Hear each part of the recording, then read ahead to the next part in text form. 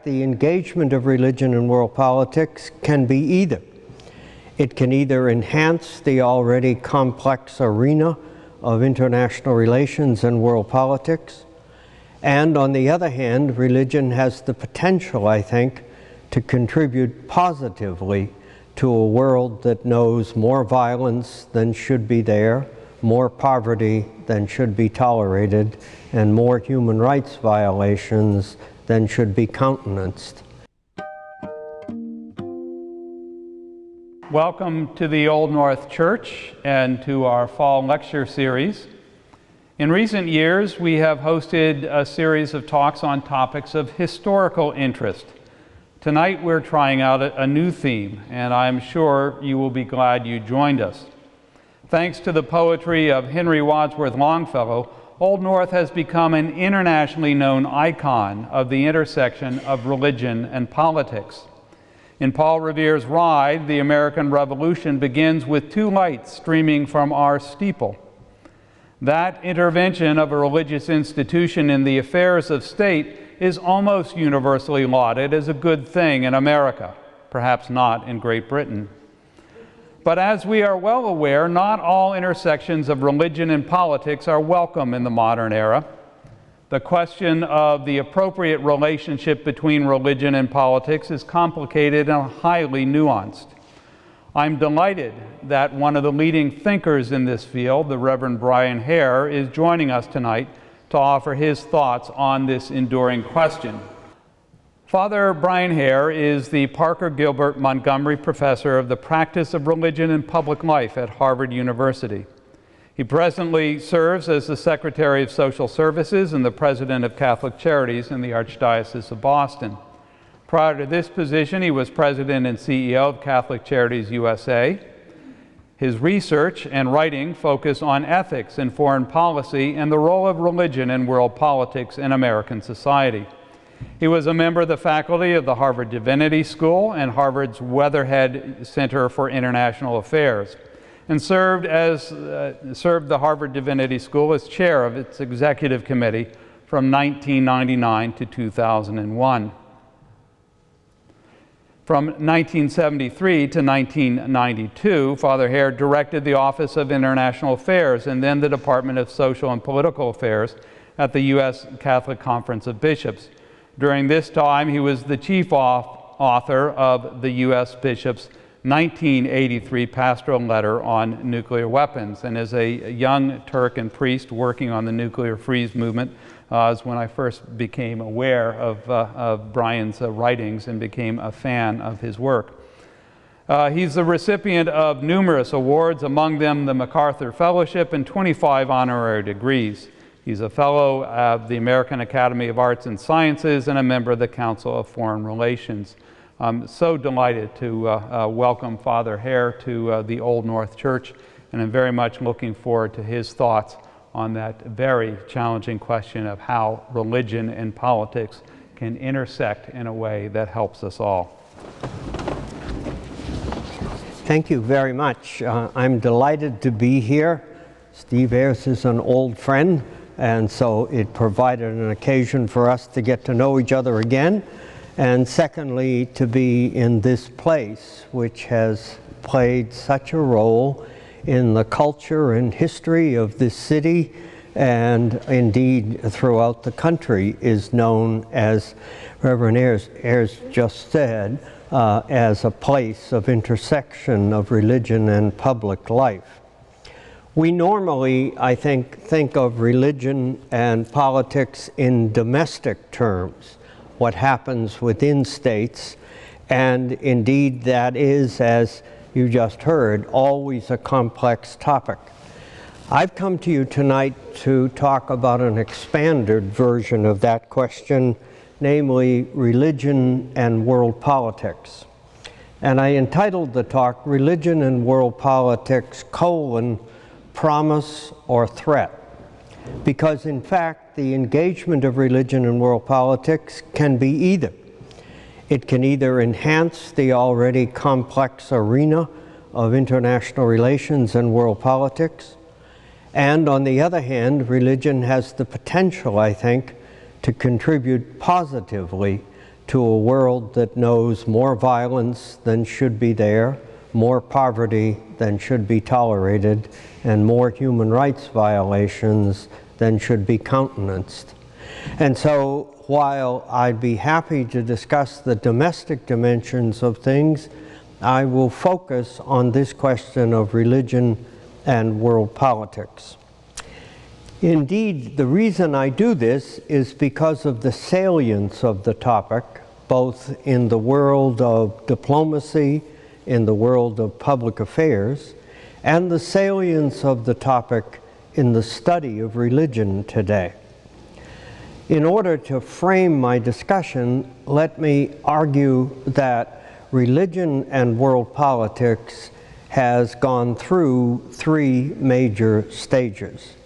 They may be described as a time of presence of religion in world politics, a time of absence of religion in world politics, and then what some call a resurgence of religion in world politics, a theme that I think is partially true but needs some explanation.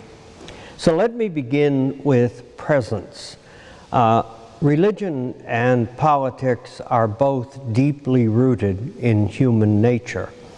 It was Aristotle that taught us that we are social beings by nature, and therefore political life is necessary for all of us to grow and flourish.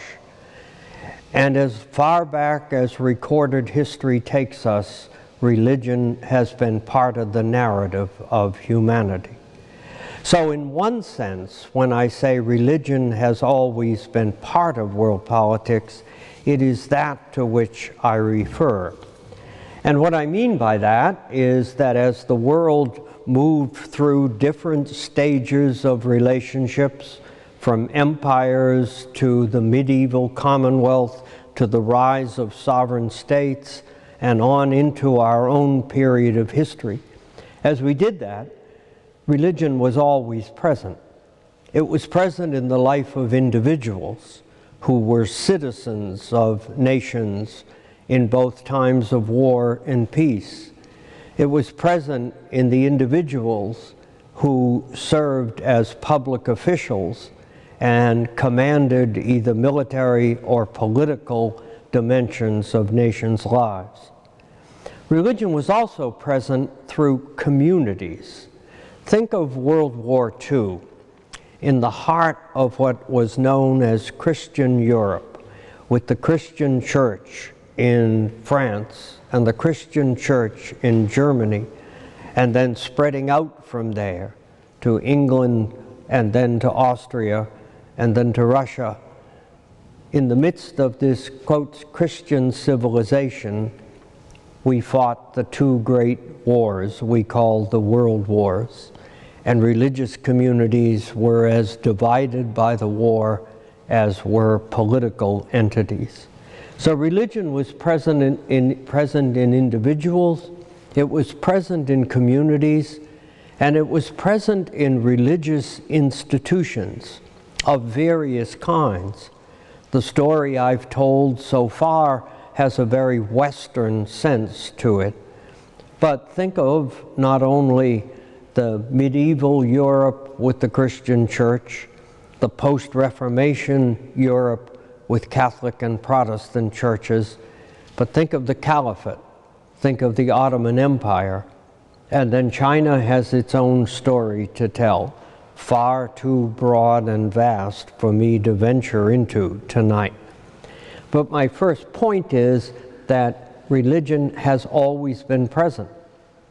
Then why is there some attention to what might be called the absence of religion? Well, religion has been absent in world politics in two places. Where world politics is studied and taught, the university world, the world of the academy, and where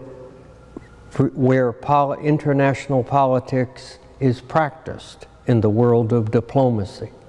So in the places where world politics is taught, thought about, and then practiced, there has been an absence of religion. Now, what do I mean by that, and what caused it? Well, the notion of the absence of religion might be thought about this way, that if you're trying to think about the world, religion is treated, or has been treated for some time, as a kind of black box. That is to say, we don't understand it, and we don't need to understand it in order to carry out the normal work of diplomacy, of war and peace, of collaboration and conflict among nations. We need several things to understand that world. We need politics and economics, we need law and strategy, but we don't need religion. Now, how did people come to that conclusion in both the academy and diplomacy? Well, you have to go back to what is called the Westphalian Order of World Affairs. Now, back in your civics course, of course, you heard of the Treaty of Westphalia in 1648. It was really two treaties, not one. But the purpose of the treaties and the tradition of Westphalia was twofold. They were designed to bring the religious wars in Europe to an end in 1648. And then, quite apart from that, the Westphalian tradition gave us a way of thinking about world politics, thinking about diplomacy, states, and their relationships. Actually, to go back to the domestic part for a moment, the Westphalian Order, first of all, had an impact on domestic politics in Europe. Since the goal was to bring the religious wars, as they're called, to a close, they had to find a way to a new state of domestic politics. And so the Westphalian tradition set forth a proposal that came to be called religious toleration. What religious toleration meant was that if a country had a majority population that was Protestant, then some form of Protestantism was the religion of the state. If the majority population was Catholic, then Catholicism was the religion of the state. To be declared religion of the state usually meant that there was a constitutional incorporation of religion and politics. And the consequence of this was not simply that there was a religion of the state named, but then the question was, what happened to those who were not part of the majority population? So how were the minorities to be treated? And what the Westphalian toleration was the following arrangement: that if you were in the minority, you were not to be forced to believe that which you did not believe, and you were not to be prevented from believing that which you did believe. But if you were in the minority, then there was virtually no public status to your faith. So while worship was possible and belief was to be free and not to be coerced, the minority had restrictions on what it could do. Institutions were very narrowly confined. Publications were surveyed and oversight.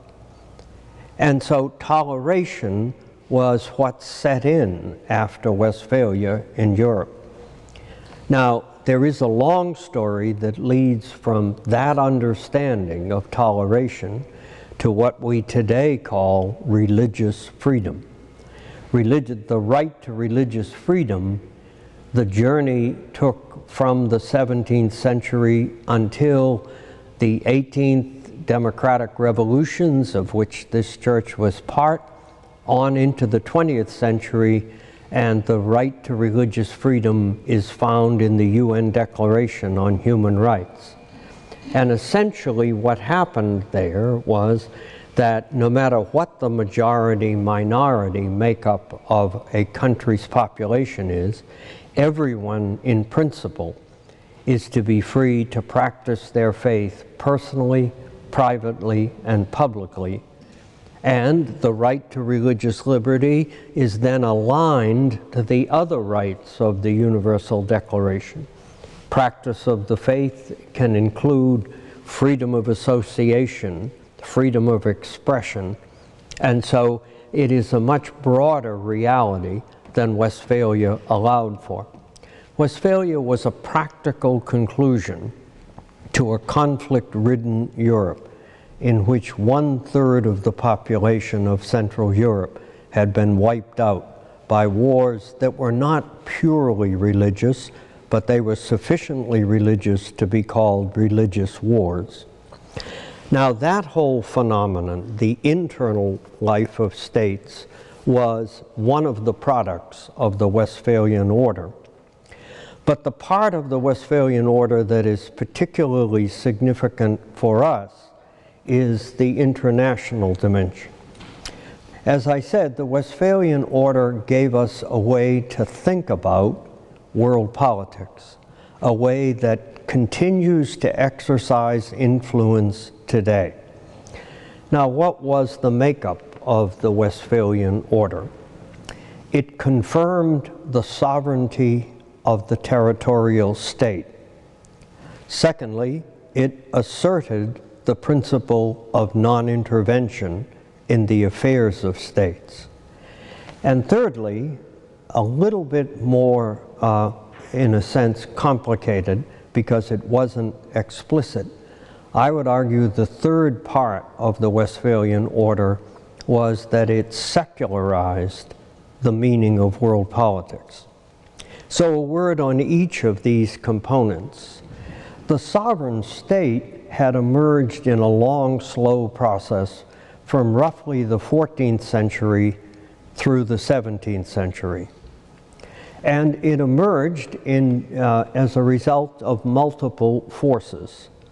On the one hand, there was, of course, the fracturing of the Christian church, and therefore churches were of pluralistic order and did not have a single overarching role in world affairs. Secondly, there was the rise of a center of political power that was concentrated in a way that the medieval order did not allow for. So the sovereign state slowly emerged between the 14th and 17th century. By the 17th century, it was clear that there were centers of political authority, the state, which governed a defined territorial order. Boundaries were very important. And it was assumed that the sovereign state could do two things. Its writ could run inside the society. People respected its legitimacy. And secondly, the sovereign state, either by itself or in alliance with others, could protect its territory and population. Now, that understanding of sovereignty is sustained to this day. Boundaries still count. Governments are described as legitimate or not. And the makeup of the state allows one to identify what the German social scientist Max Weber once said. He said the state was the center of legitimate violence, meaning by that the state had the right to use coercion if necessary for the public good. So the sovereign state arises out of the Westphalian tradition and continues on to this day.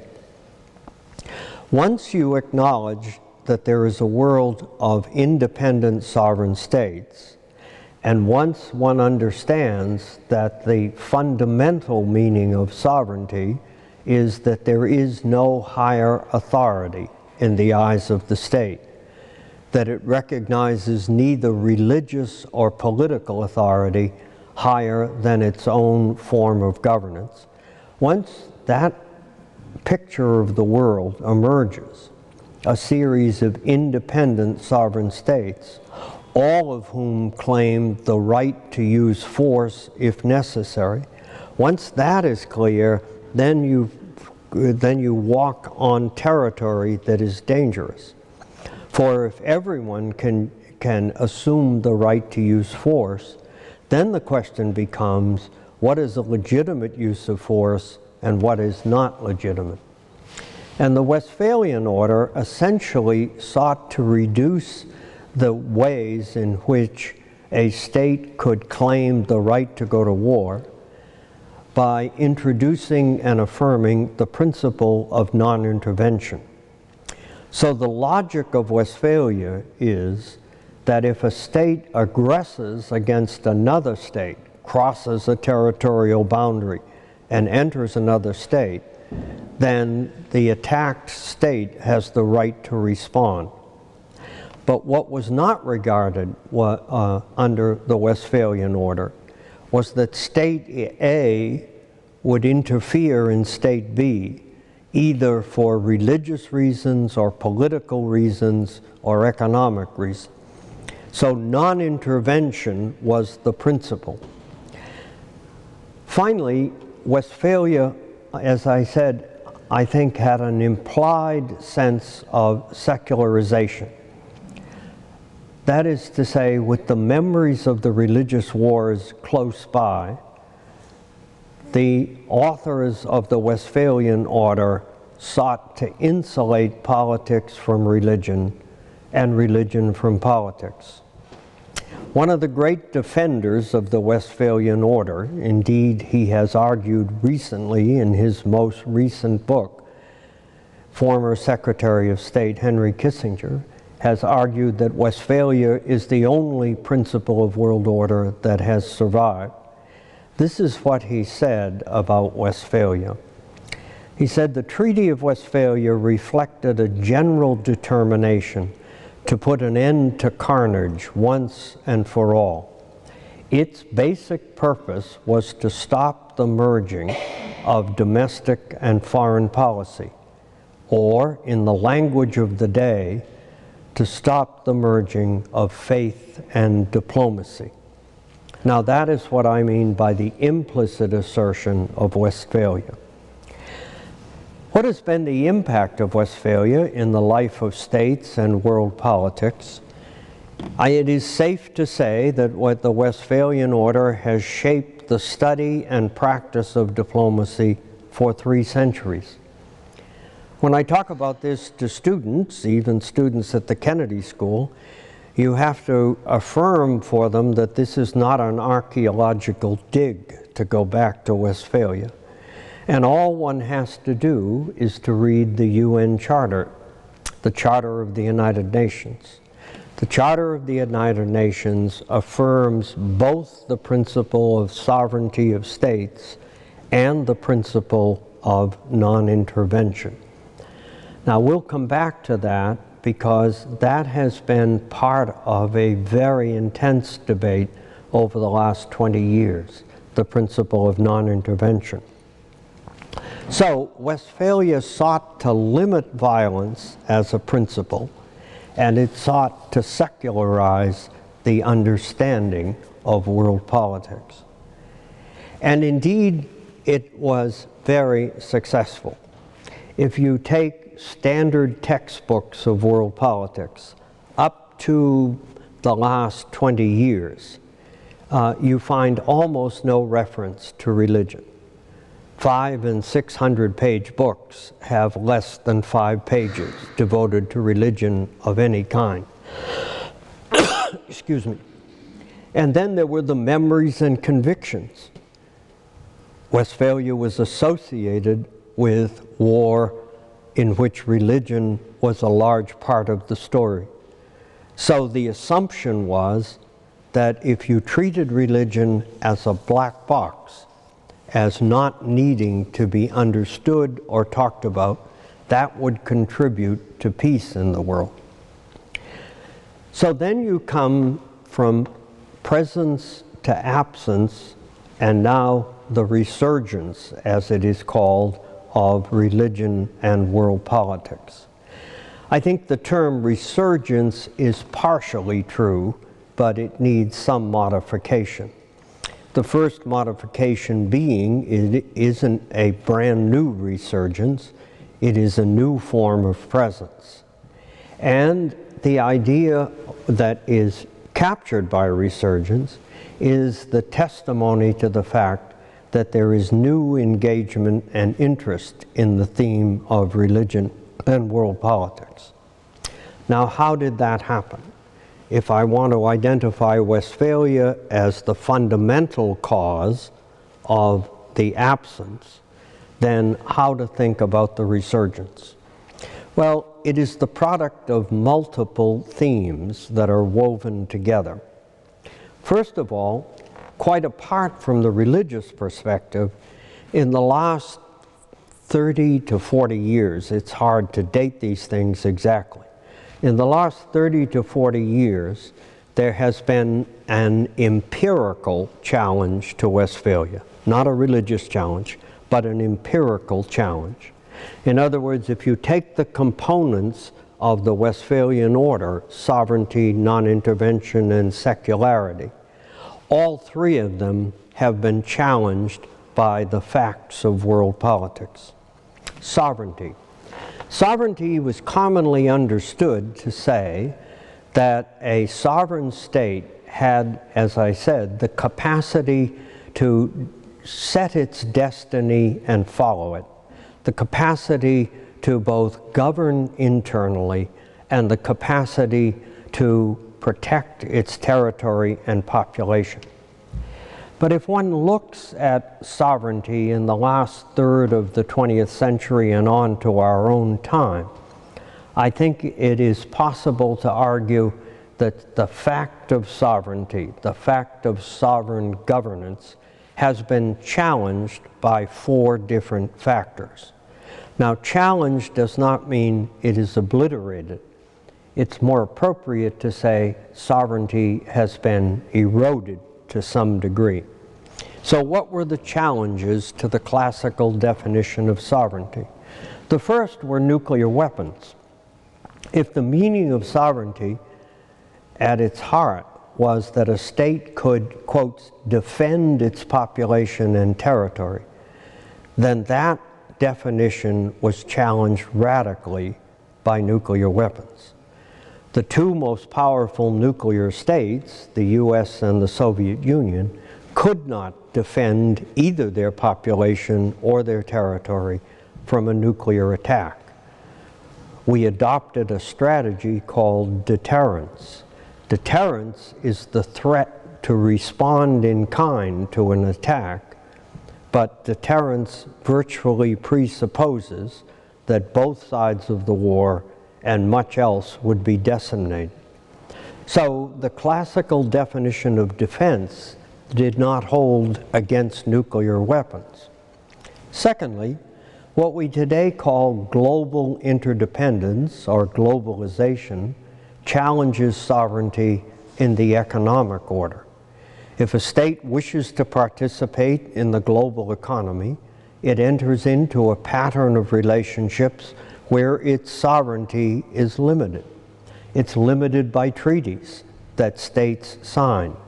It's limited by prudence because you have regimes like trading regimes and monetary regimes that if people simply disregard the rules, they can threaten the whole system. So sovereignty is muted by economic interdependence. Thirdly, sovereignty is challenged morally by human rights. Prior to the UN Declaration on Human Rights, states had rights in world politics, but individuals did not have rights.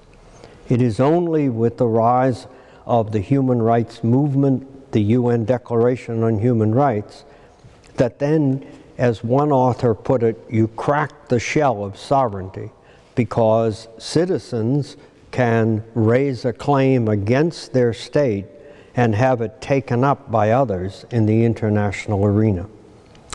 And finally, in an event that still causes debate in our own time, in Europe we found in the last part of the 20th century the process of what's called pooling sovereignty. That is to say, sovereign states willingly gave away some sovereign power to be part of the European Union. Now, there's a fragility there, and we've seen it with Brexit. But the fact of the matter is that nuclear weapons, globalization, human rights, and the pooling of sovereignty all challenge the classical Westphalian definition of sovereignty. While that process was going on, non-intervention was pretty much untouched.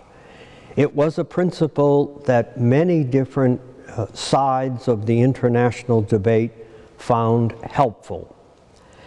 And so while sovereignty became more porous, until roughly the 1990s, non-intervention did not come under stress.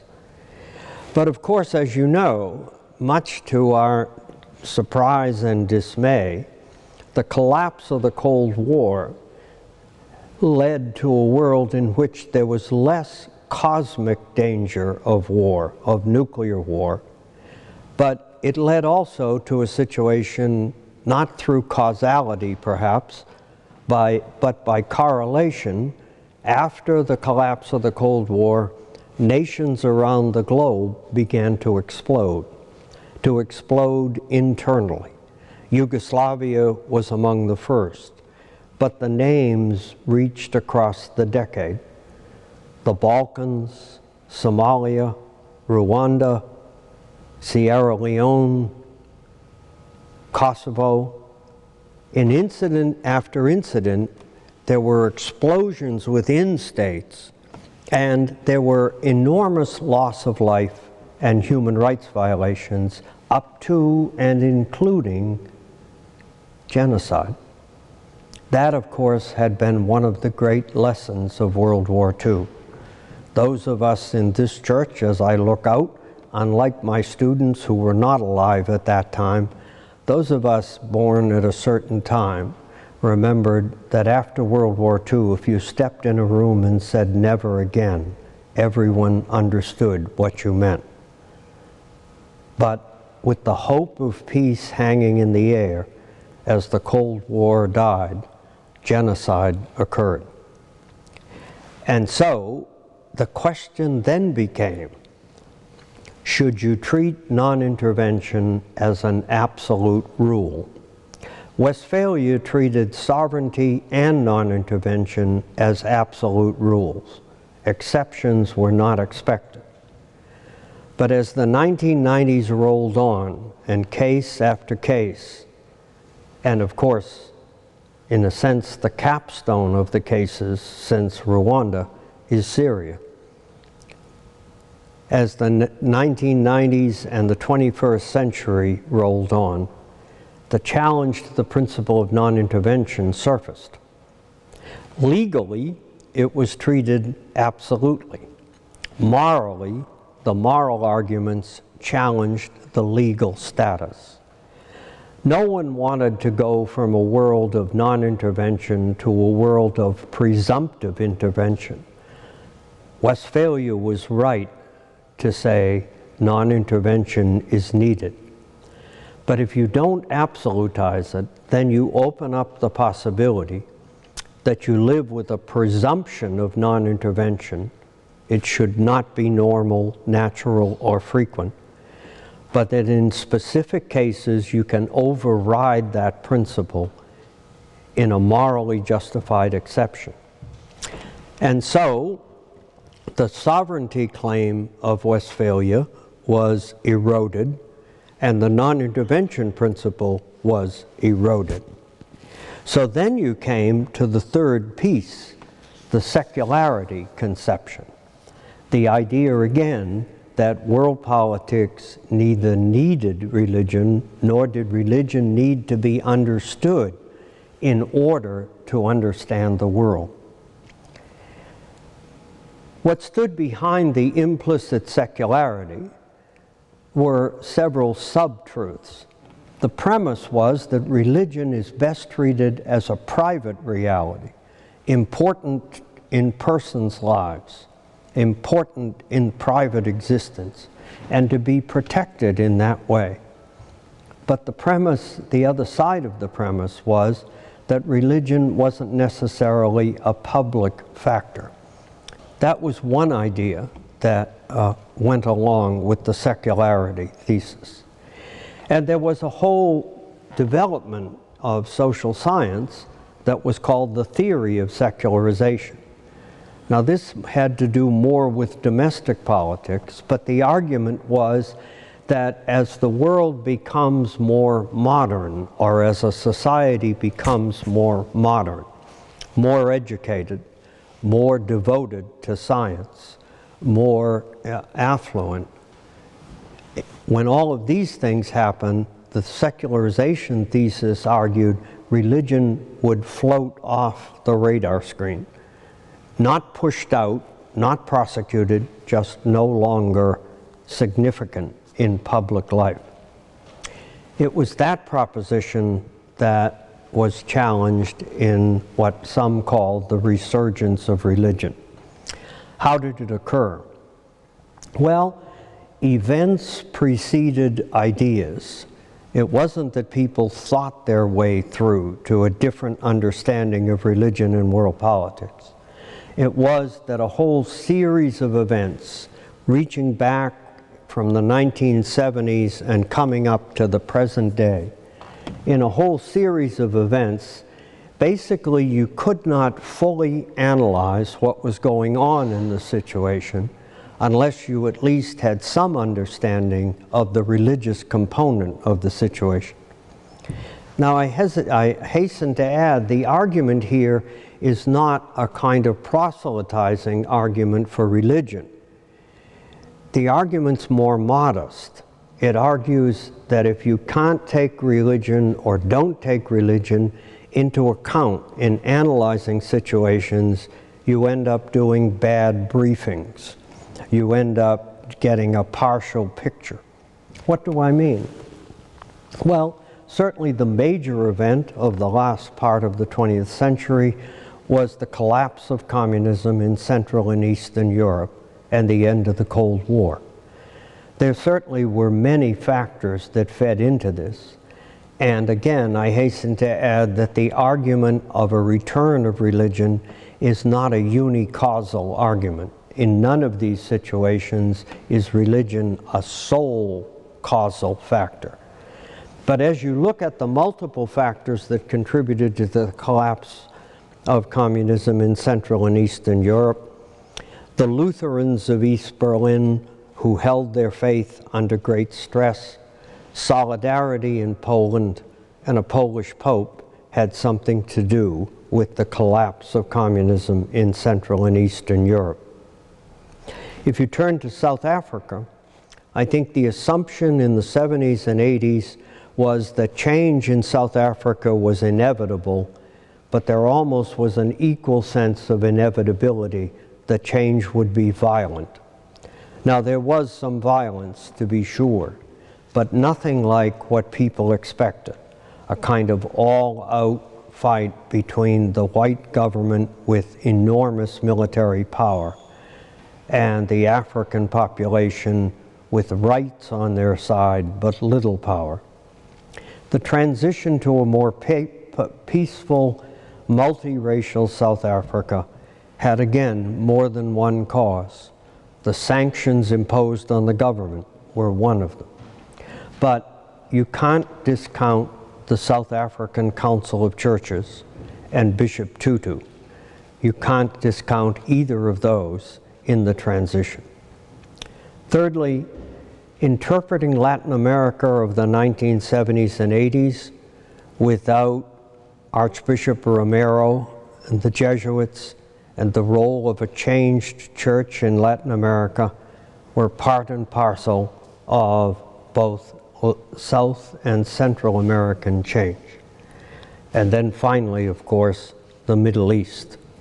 Now, the point about the Middle East is the Middle East in modern diplomatic history could be debated and struggled with for decades without any mention of religion, treated purely secularly. Secular Arab states, secular Israeli government, secular Palestinian movements.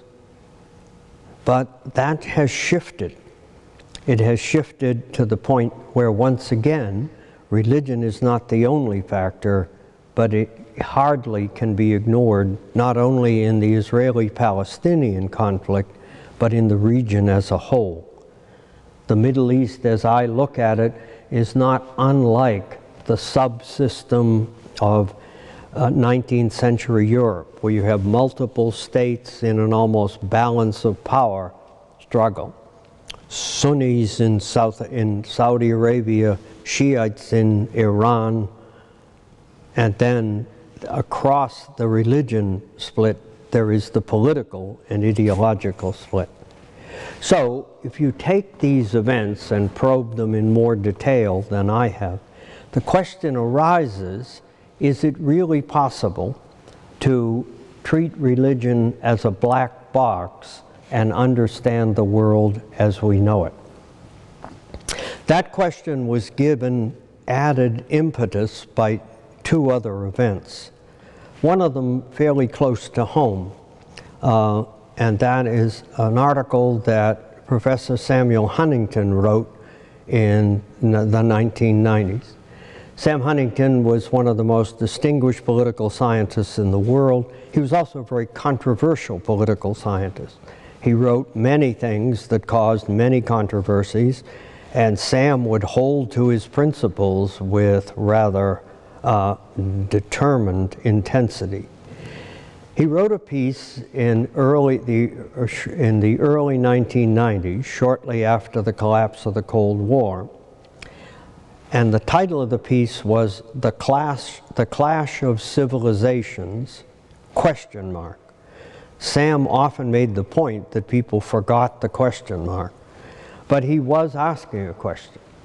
Sam argued that in his mind there was going to be a shift in international politics in which the most significant conflicts would be, as he put it, civilizational.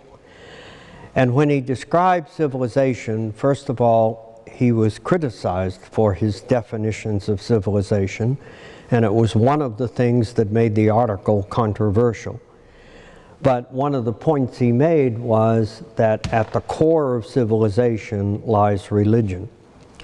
Now, to some degree, the impact of the article, Sam had written for 40 to 45 years when he published this.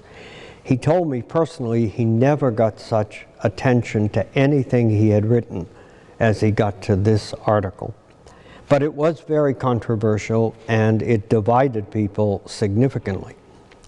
But the point is that you had this person who was quite renowned secular social scientist who, in a sense, had written at least one article previously on religion and human rights, but was not known to write on religion. And so the fact that he even made this proposal created a large stir globally, literally globally. The second thing that added to the question, can you ignore religion and understand the world, was, of course, the 9/11 attack. The event itself and its implications ripple through to our own time. Now, if you look at the attack, it was characterized by three things.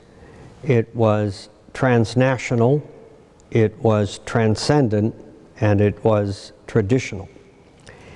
It was transnational because what you had was a non-state actor which demonstrated the capacity to attack the most powerful country in the world halfway around the globe.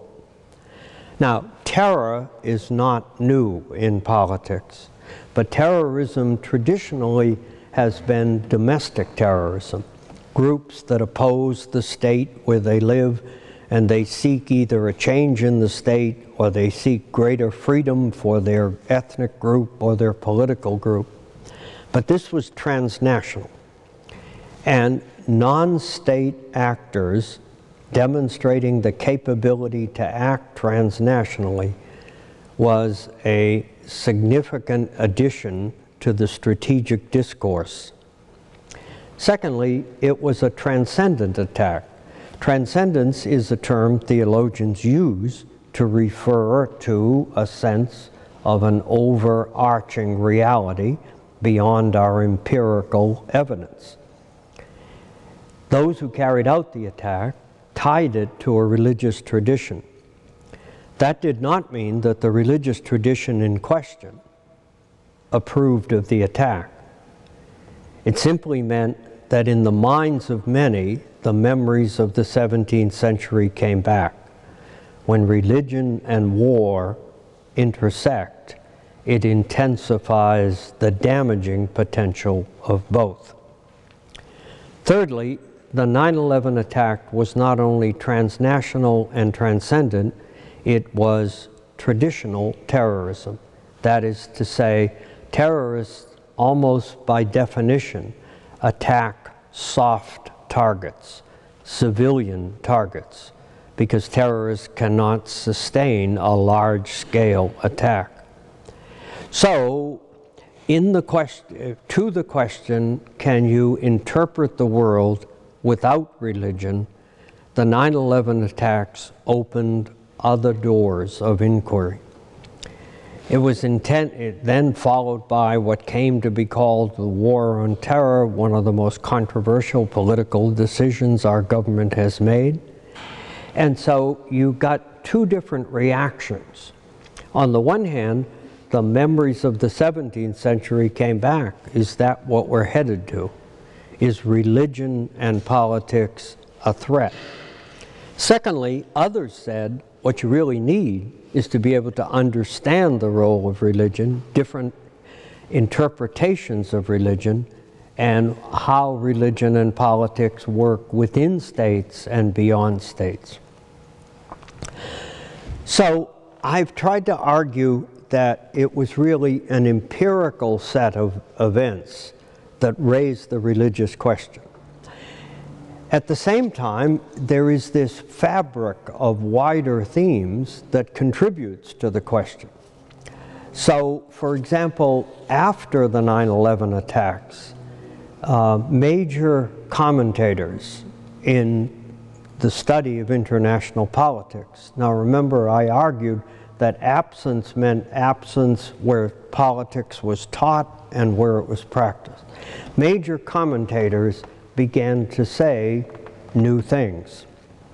One of the most striking statements was Professor Robert Keohane. Bob Keohane has been one of the leading scholars in international relations for decades. Taught at Harvard, taught at Duke, now is at Princeton. This is what he said after 9/11. He said, "The attacks of September 11th reveal that all mainstream theories of world politics are relentlessly secular with respect to motivation. They ignore the impact of religion despite the fact that world-shaking political movements have so often been fueled by religious fervor." A similarly well-known political scientist, Peter Katzenstein from Cornell, said, "The global resurgence of religion is a vital topic on which mainstream international relations research has been oddly silent." So you began to get intellectual attention focused on this question. Then, of course, there were themes in broader global politics that tended to intensify the question. In the late 1960s, there was this attention to transnationality in world affairs. If the world is made up of sovereign states with clear boundaries, how do you begin to think about politics when there are both transnational problems and transnational actors appearing on the scene? Transnational problems are problems that no single state, no matter how powerful, can solve by itself. So the classical example now is the environment. But there have been other transnational problems dealing with resources, energy, population, hunger. And in the last third of the 20th centuries, and particularly due to the human rights movement, there was the emergence of a whole series of non-governmental actors.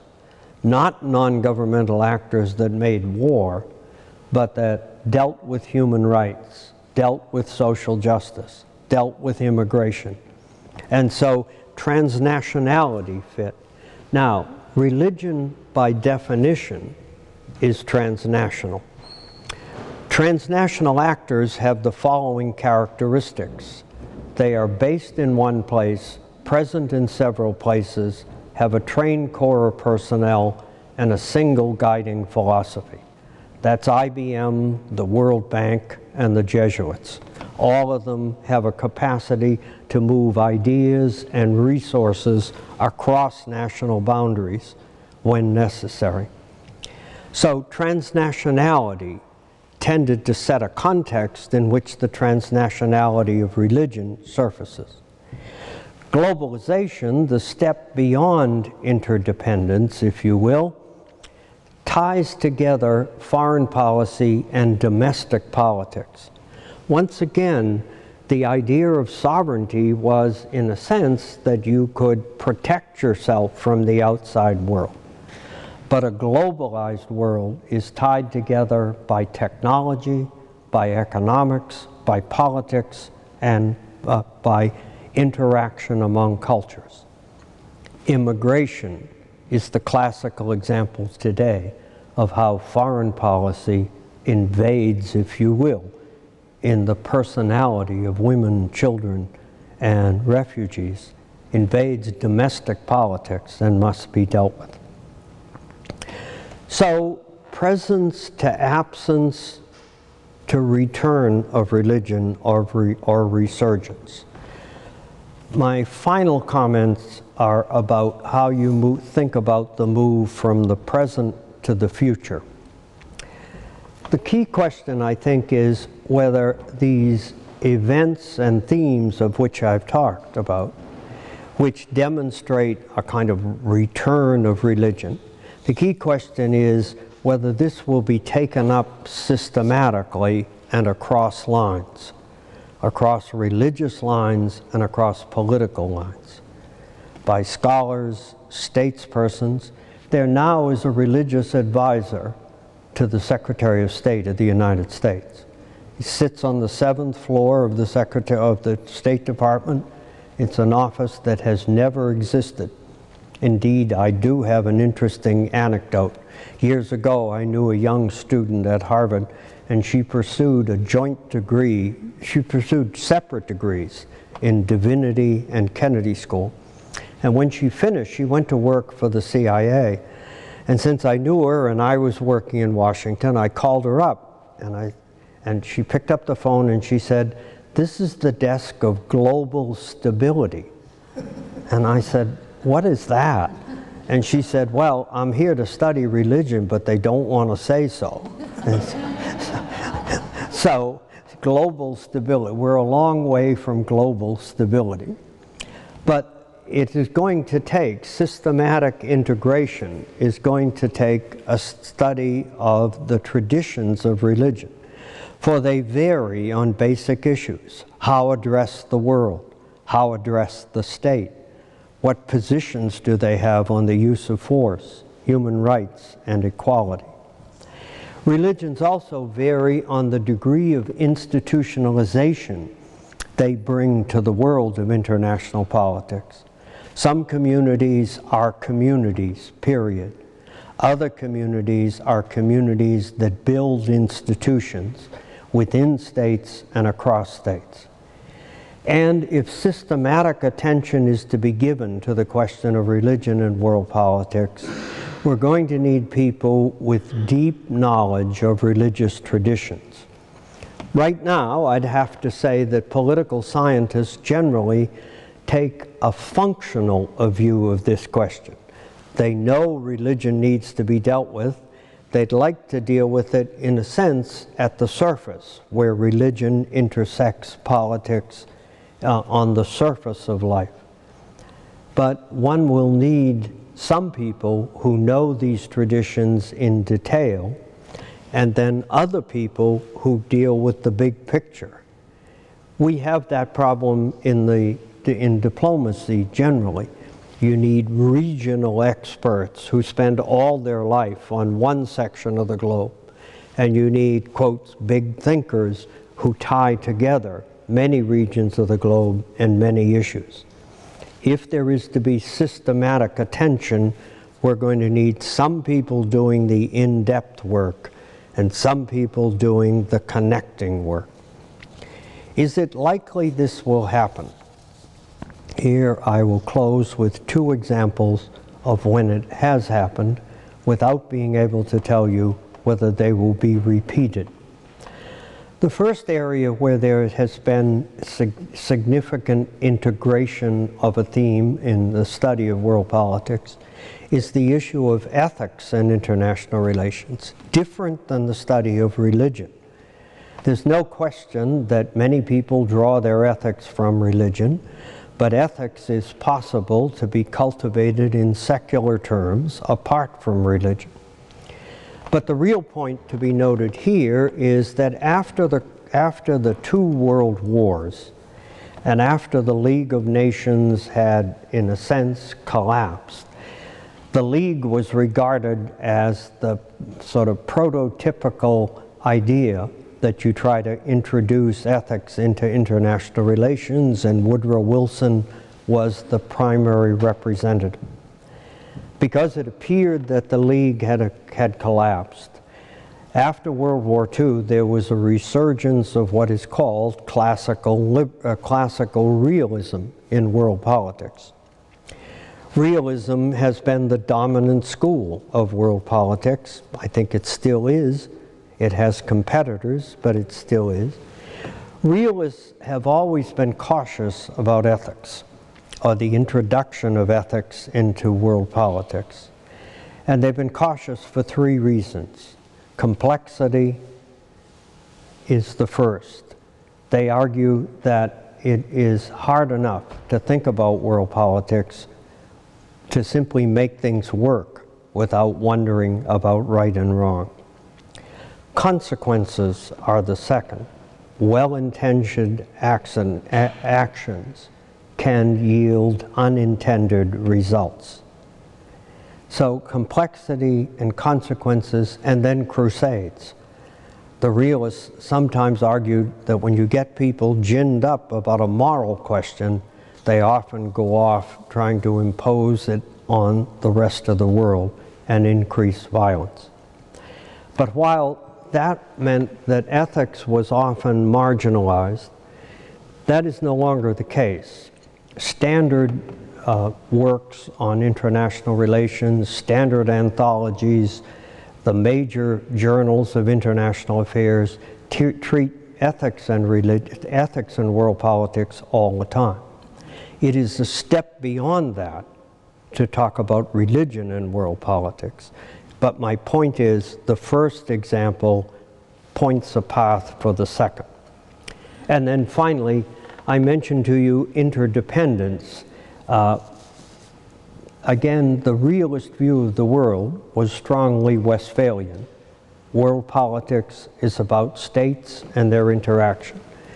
But by the late 60s and onward in the 20th century, you could not avoid what I've already described, the rise of transnational problems and transnational actors, which certainly do not do away with the state or even challenge it in a fundamental way. But they do change the agenda. And today, the study of transnationality, along with the study of states, is part and parcel of standard world politics analysis. So, how does one conclude?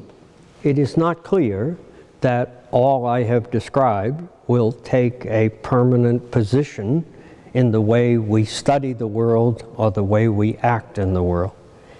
But it does seem that the idea that religion is purely private is an inadequate way of thinking about religion's influence.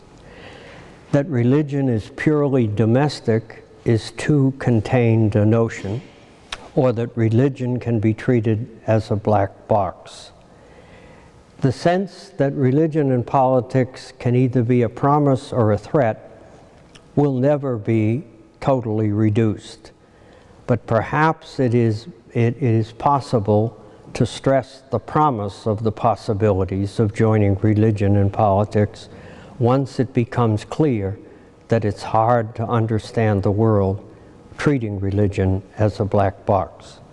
We will need different skill sets and different interpretations of what counts in world politics, but the events of the last 20 years invite us to think about this topic, ancient as it is, in a new way.